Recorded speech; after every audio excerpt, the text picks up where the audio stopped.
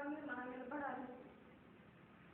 తల్లిదండ్రులు మనం బాధ్యత తీసుకుంటారు, కానీ మళ్ళీ పెళ్ళైనప్పుడు వాళ్ళ మీద ఆధారపడితే వాళ్ళకి మనశ్శాంతి ఉంటుంది, మనకు మనశ్శాంతి ఉంటుంది.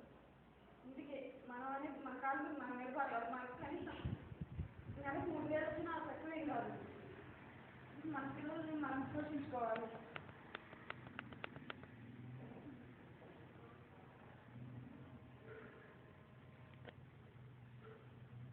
చెప్పమ్మా, నేనంతా మీకు తెలుసు, చెప్పండి.